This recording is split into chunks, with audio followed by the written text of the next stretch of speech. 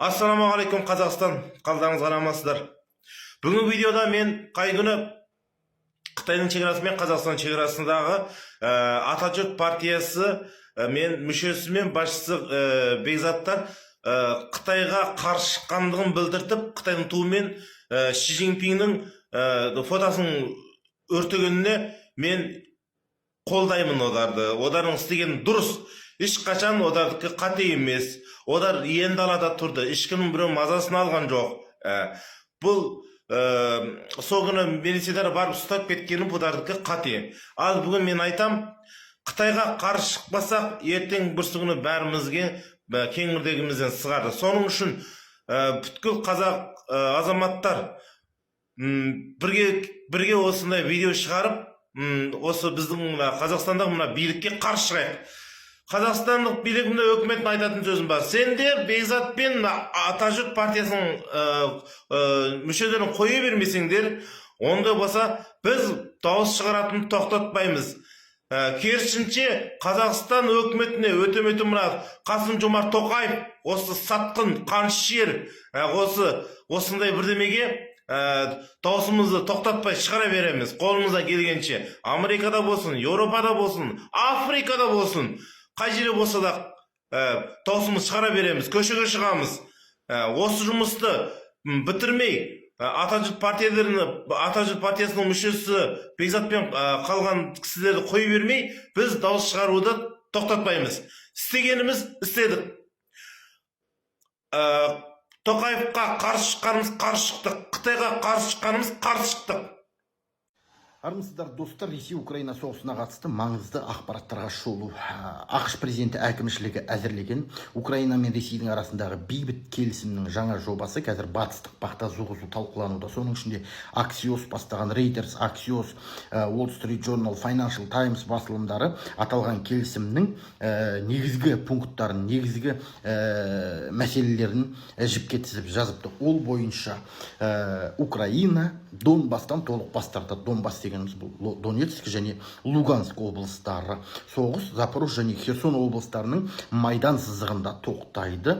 Бұдан бөлек ақш пен еуропалық қауымдастық Донбасс пен Қырымды Ресейдің жері деп ресми түрде мойындайды. Бірақ Украина мойындауға міндетті емес деп айтады.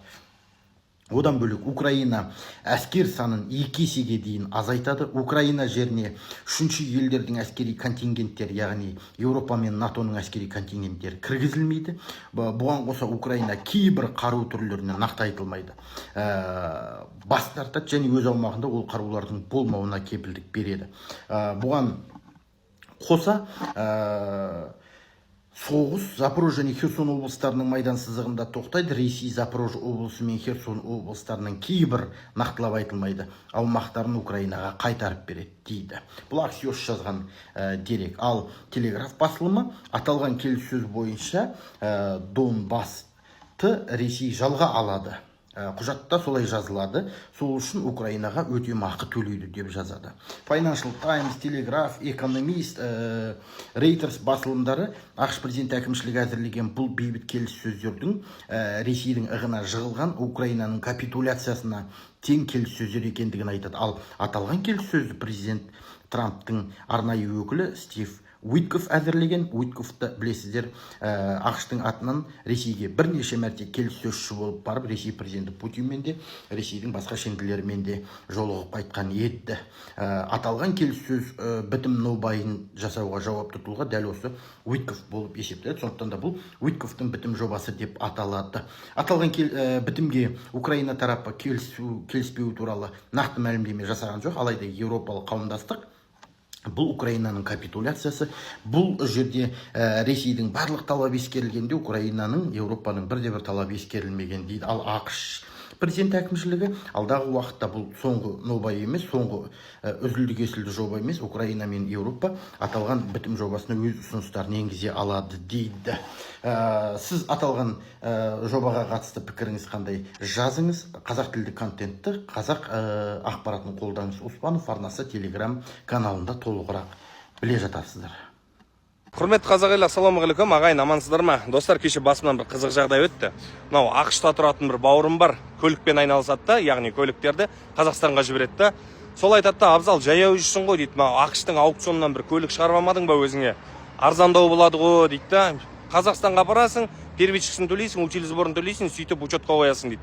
Мен айтам, де утиль сбор дегенді алып тастады емес па десем, жоқ қайдан дейді. Мен айтам, де Санжар Боқаев деген брат бар еді ғой, сол шулап жүреді ғой сол утиль сбор туралы десем, жоқ Санжарың айқайлады да қойды ғой, даже ол дейді, мен саған айтайын дейді, соңғы утиль сбордың болған жиналысына өзі бармай қойды ғой дейді да. Мен айтам, да қалай мүмкін емес ол? Ол деген жаңағы мен көрдім ғой видеосын, бір ескі көлікті алып, соны утилизация жасап, дәлелдеп жүреді ғой бірдеңе десем, брадан дейді, мен саған айтайын дейді, біз көлікпен айналысатын адам болғандықтан бұл тема бізге өте қатты керек болды дейді да. Санжарға сендік, бірақ үмітті ақтай алмай қалды дейді да. Енді менде сұрақта ағайыншы, Санжар братан, сол утиль сбордың темасын не қылдыңыз сіз? Ол действительно айқайлап қоя салдыңыз ба? Жаңағыдай жиналысқа бармай қойды өзі деген әңгімелер қаншалықты шындыққа жанасады? Жалпы бұл әңгіме жабулы қазан жабулы күйінде қалды ма? Әлде бұл жай ғана халықтың назарын өзіңізге аудару болды ма? Осы сұраққа жауап берсеңіз, жалпы айтқанда Сәке братан, утиль сбордың темасын не қылдыңыз өзі? Утиль сбор деген бар ма, жоқ па? Сіз еді ғой айқайлап жүрген. Осының бір жауабын бере аласыз ба братан, реніш болмаса? Қайырлы кеш, ассалаумағалейкум, қалайық. Барлықтарыңыз Түркістан облысындағы жан түршігерлік оқиғаны естіп, аза бойлар қаза болып жатқан шығар. Иә, оқиға сұмдық. Бір әулеттен 9 бала дүниеден озып кеткен. 5-еуі бір жанұядан, 4-еуі бір жанұядан. Және 2 ағайын жігіт, сонымен қатар тағы бір азамат. Барлығы 13 кісі. 3 адам реанимацияға түскен. Ол бір жанұя екен, бір қыз, бір әйел, бір еркек. 3-еуі бір отбасы екен, әйтеуір аман қалыптылар. Өрт бүгін таңертең 5-те болған.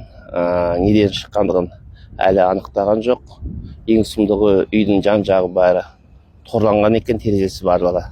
Содан шыға алмаған болу керек, өйткені сол жердегі бір куәгер әже айтып тұр. 5-тен 5 кеткен кезде таңғы далаға шықсам, терезеден әйел айғайлап тұр екен дейді. Содан көмек шақырдым дейді. Содан көп ешкім естімеген көрінеді. Ал өрт сөндіру қызметі жаңағы осы үйге өртке 6 минутта жетті. Тамаша көрсеткіш. Азаматтар сонымен қатар жаңағы біраз адам құтқарып алыпты, 3 адамнан басқа. Енді не дейік? Өздеріңіз білесіздер, кеше Батыс Қазақстанда 8 қазақ азамат дүниеден өзді жол көлік апатынан. Бүгін міне 12 кісі, 9 бала, барлығы 20. Сонымен қатар Астанадағы фельдшер қызда дүниеден озыпты. 20 жастағы, төбесіне кондиционер түсіп кеткен.